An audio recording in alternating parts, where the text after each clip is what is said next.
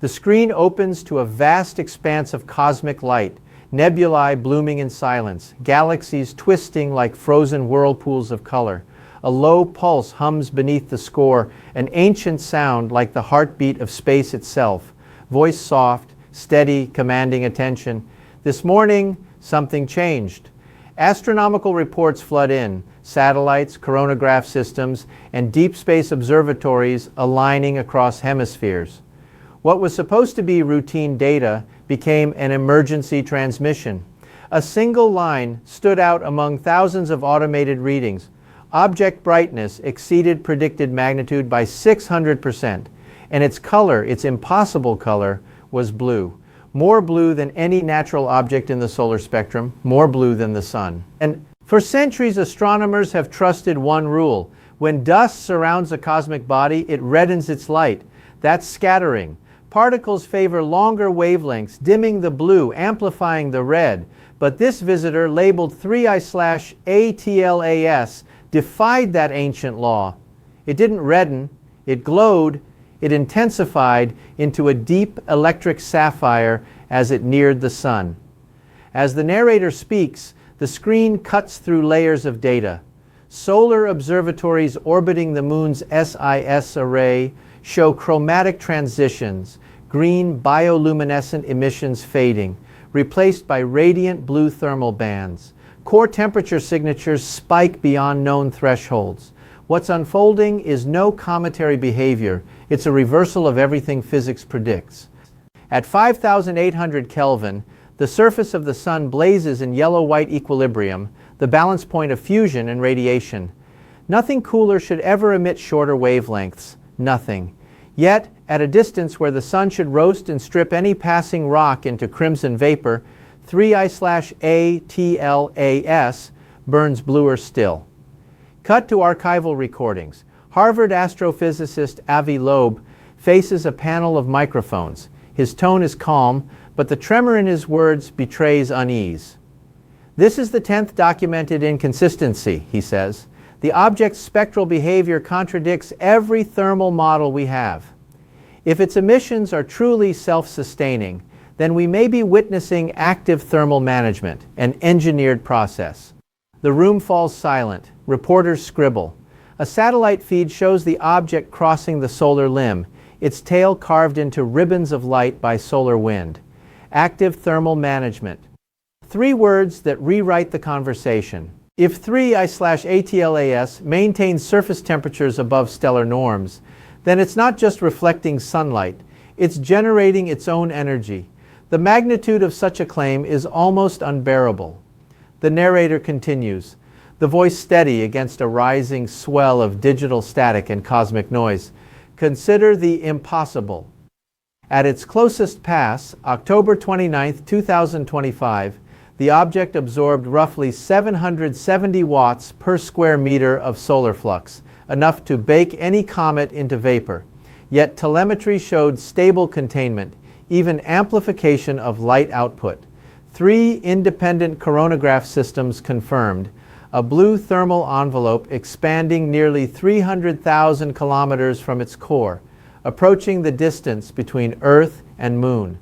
The camera dives into simulated renderings, swirling clouds of ionized gas, photons scattering across a halo like liquid glass. The narrator lowers his tone, each syllable resonating like a warning. This is not just color, this is heat. The law of Wien's displacement dictates that hotter objects emit shorter wavelengths, blue, violet, ultraviolet. If something shifts from green to blue under solar bombardment, it means it's heating up. But this one's supposed to be cooling down. It's too far from the sun to achieve such temperatures naturally. That contradiction, green to blue, cold to hot, is the kind of physics error that keeps scientists awake. Because it's not an error at all. It's data. The feed cuts to mission control at the Solar and Heliospheric Observatory. Engineers sit in the low light of monitors analyzing brightness curves and emission bands. Their voices are hushed. One of them whispers, "It's glowing like a star, but it's not a star." Spectroscopy reveals traces of nickel, far higher than cosmic ratios. Iron levels are strangely low. the kind of metallurgical profile that resembles manufactured alloys, not primordial dust. Hydration levels 4%. Normal comets, by contrast, are 80 to 90% water. Whatever 3I/ATLAS is, it's dry, metallic, efficient. A machine disguised as a rock. The narrator's voice slows, contemplative, as if balancing between disbelief and reverence. The cosmos loves order, yet this is disorder disguised as symmetry. August observations showed a typical green glow, ionized carbon and oxygen, the usual cometary dance. But as the object approached perihelion, something ignited, not burned, ignited.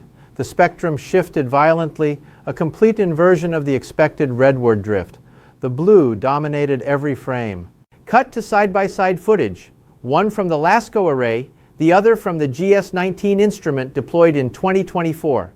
Both show the same thing, a brilliant spinning nucleus erupting in silent blue fire. The narrator breathes, almost whispering, "What burns bluer than the sun, yet colder by all measure? What survives the corona and grows brighter within it?" And then, like a courtroom revelation, the next data set appears. The 3I/ATLAS trajectory, nearly 5 degrees from the ecliptic plane, 0.2% probability by random formation. Material ejections during July and August, directed toward the solar core, opposite from every recorded comet in history. Comets always eject material away from the sun. Always. Yet this one inexplicably threw its mass toward it, as if feeding light to light. The narrator's tone grows colder, analytical, yet charged with awe. When probabilities fall below 1 in 10 quadrillion, coincidence collapses into pattern. The background music tightens, subtle percussion echoing heartbeat rhythm. August, green and red. October, blue and blinding. December, unknown.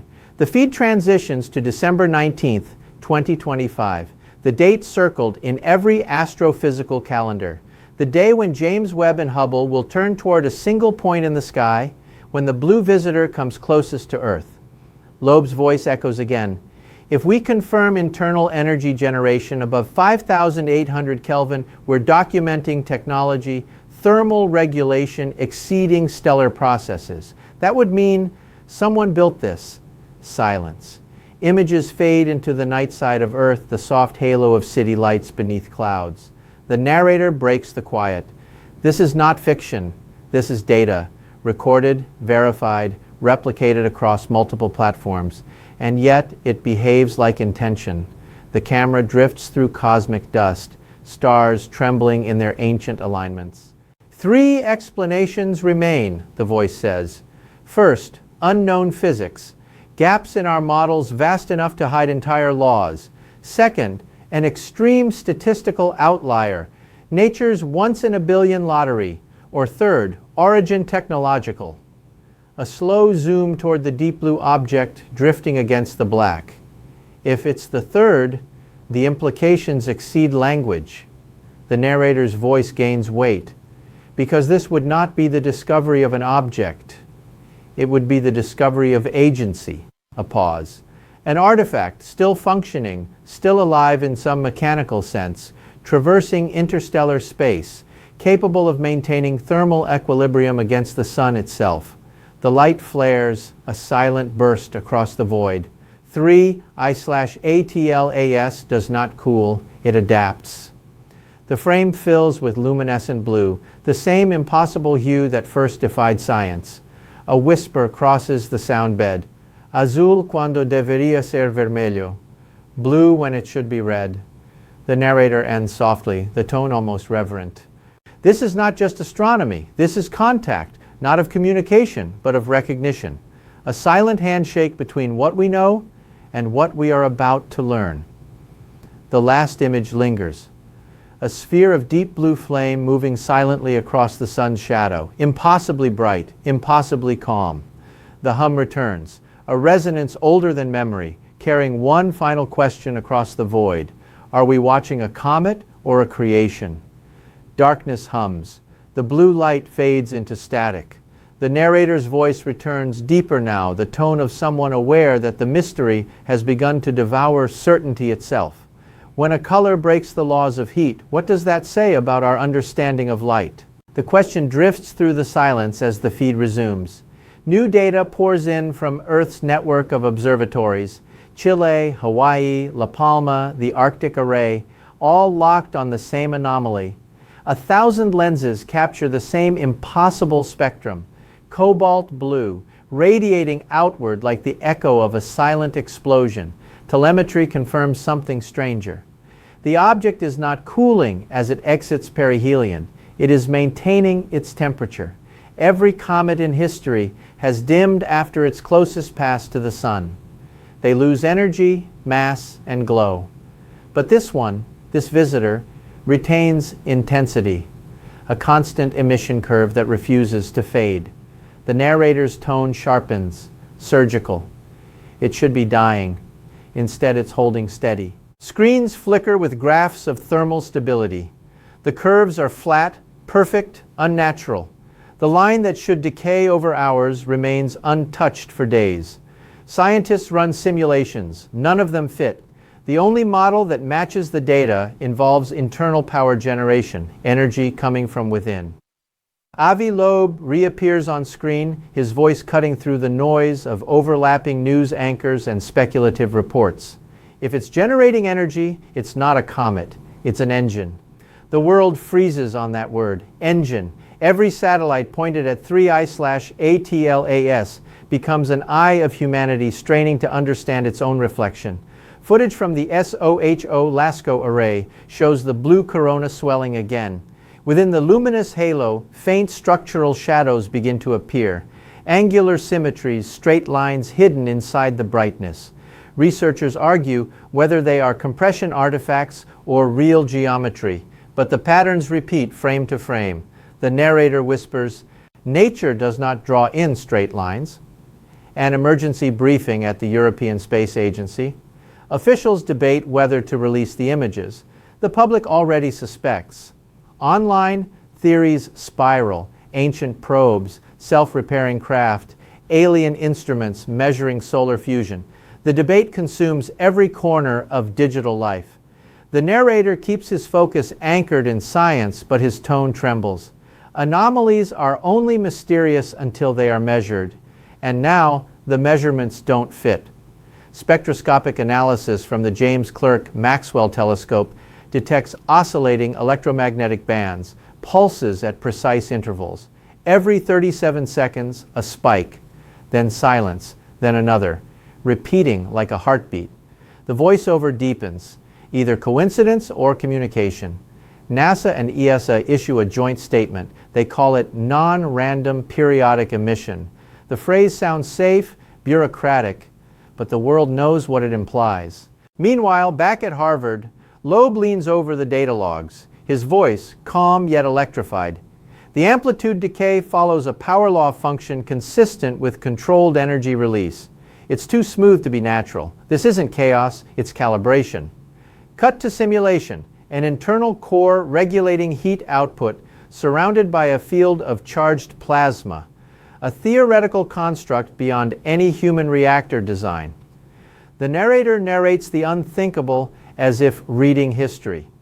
What if it's not burning fuel but balancing fields? What if it's maintaining itself, stabilizing for observation, not destruction? October's coronagraphs had captured only light.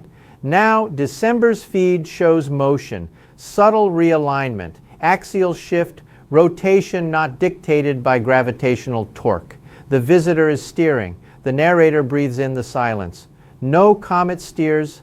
The blue deepens, the hue evolving toward ultraviolet. Radiation data spikes beyond instrument limits. Yet, instead of decay, the object's luminosity stabilizes again. Another equilibrium. Physicists call it controlled radiation damping, an impossible term for something that shouldn't be alive. The voice grows quieter, as if standing beside the unknowable. Humanity has looked for signals in the dark for a century. Maybe this time the signal came wrapped in light. A new data set appears on screen, this time from radio telescopes. scanning 1,420 megahertz, the hydrogen line. Among the static, a faint modulation pattern emerges. It matches the wow signal of 1977. Same coordinates, same rhythm, same frequency drift. Only now it's repeating, synced with the object's blue flares. The narrator's tone sinks into awe. 48 years apart, one origin, one message waiting for technology to catch up. The feed cuts to interviews. Scientists, theologians, skeptics, some warn of anthropocentric projection, others whisper of revelation. The word artifact starts trending worldwide, but amid the noise, Loeb's voice steadies the chaos.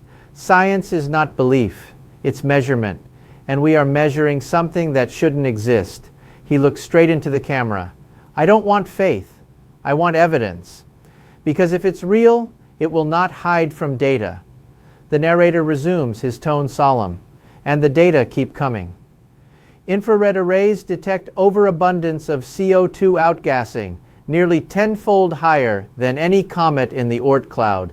The plume stretches hundreds of thousands of kilometers, glowing faintly in the dark, a luminous veil around the blue nucleus.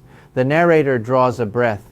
CO2, the breath of combustion, except here, there's no fire. Footage from GS-19 shows temperature gradients near 6,500 Kelvin, beyond the solar photosphere average. The visitor is not merely surviving the sun, it is outshining it in blue wavelength. The voice steadies again. If this is natural, then nature has rewritten her own textbook. If it's not, then we're staring at design. Cut to a visualization of the solar system.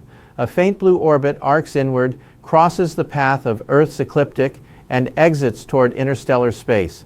A projection highlights December 19, 2025, closest approach to Earth. The narrator's tone turns intimate, almost whispering to the viewer. That's the day when everything will change. When Hubble and James Webb will look directly into the heart of something that refuses to be understood. A brief silence. Blue when it should be red, hot when it should be cold, controlled when it should be chaos. The sound design shifts, a heartbeat again, slow and deep, echoing the 37-second pulse. Every beat, every flare, every impossibility recorded in real time, each photon a question. The narrator leans into the microphone of the cosmos itself. What kind of intelligence sends questions instead of answers? The feed returns to the blue sphere. It drifts against the black, glowing steadily, pulse by pulse. In the faint reflection of sunlight across its corona, one can almost imagine shape, a lattice, a symmetry, a structure designed to endure. The narrator closes the segment, voice calm, yet trembling with wonder.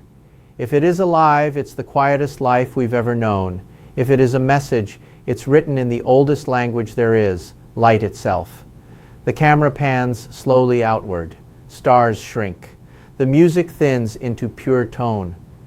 3IATLAS continues on its course, the narrator says softly. Unchanged, undiminished. A traveler crossing the threshold between myth and mathematics. The final frame holds on the word blue, glowing across the dark screen like a heartbeat frozen in eternity. The final night descends. December 19th, 2025. The world watches a single point in the sky. No speeches, no announcements, only the silence of instruments turned toward one light that refuses to die. The James Webb telescope begins its sequence. Hubble aligns its lens. On Earth, thousands of amateur astronomers wait under frozen skies, each hoping to capture history with their own trembling hands. The narrator's voice returns, lower, slower, filled with reverence. Every generation dreams of a night like this, a night when the universe answers. Data streams flood into control centers. At first, noise, then something more. The blue hue intensifies again, flickering between indigo and white. Photometric readings spike, but not chaotically. Each flare arrives at exact intervals like breaths. The 37-second rhythm remains, stable, unbroken. Hubble's high-resolution optics resolve the core at last. The feed comes through in fragments, then focuses. And for the first time, the nucleus of 3I/ATLAS comes into view. It is not round. It is not rock. It is geometry. A lattice structure, 12 sides, symmetrical, faintly rotating. Thin lines of light pulse along its edges, weaving circuits across its surface. The color is pure electric blue, a shade unknown in natural spectra. The object isn't reflecting light, it's producing it. The narrator's voice falters, almost whispering, "This is no comet." Around the world, servers crash as the image spreads. Scientists abandon caution, language fails. The term artifact no longer feels like theory, it becomes declaration. The James Webb data confirms a stable internal heat signature, 6,200 Kelvin, consistent with controlled thermal balance. No fusion, no combustion, no decay, just energy equilibrium, a machine enduring the sun. Loeb's voice echoes through an emergency broadcast. We're seeing patterns in its rotation. Ratios align with prime harmonics. It's not random. It's structured communication encoded in motion. For the first time in history, silence feels like sound. Humanity listens, not with ears, but with awe. The narrator continues, voice trembling between disbelief and faith. It is speaking through light, through rhythm, through heat itself. Across observatories, translations begin, mathematical models comparing the rotation to harmonic sequences. The pattern matches hydrogen's emission line ratios, simple, universal, a greeting written in the language of matter. Hydrogen, the first element, the seed of every star. The alphabet of existence, the narrator breathes. If you wanted to speak to the universe, you'd start there, a pause. And maybe they just did. The object's luminosity peaks. For several minutes, the blue saturates every detector. The sky itself seems tinted by it.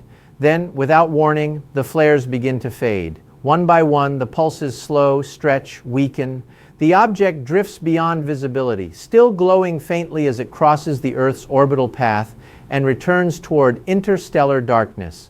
The narrator's tone becomes intimate, heavy with quiet understanding.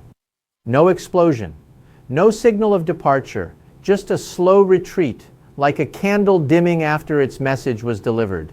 Webb's final image lingers, a fragment of the geometric shell, glowing faintly before dissolving into the void. Then, darkness. All around the world, people stay awake. They watch the data replayed, analyzed, looped. Scientists issue preliminary reports confirming everything the laws of physics said could never happen. Sustained thermal emission above stellar temperature, geometric stability under solar proximity, harmonic rotation consistent with encoded ratios. The narrator's voice carries the weight of wonder and grief combined. We've waited centuries for proof. And when it came, it didn't shout. It whispered. The music softens into a single piano chord. Blue when it should be red. Hot when it should be cold. Pattern when there should be chaos. It broke every rule to give us one truth. There's more. Loeb's words return, the same ones from the beginning, but changed now by meaning. I just want as much evidence as possible so they can't sweep it under the rug of traditional thought. He looks past the camera, as if through it, into the night beyond. Now we have it. The narrator breathes deeply, almost prayer-like.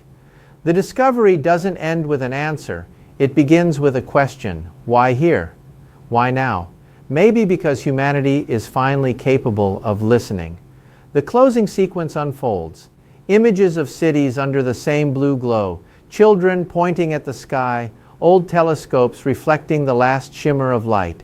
A final whisper. We are no longer alone in wonder. The sky has spoken. The frame fades to black. Text emerges slowly across the darkness. 19th December 2025. Contact not through words but through wavelength. The narrator delivers the final line in a voice barely above a breath. Somewhere beyond the sun, a silent traveler continues its journey, leaving us with a single color to remember it by. Not the red of ending, but the blue of beginning.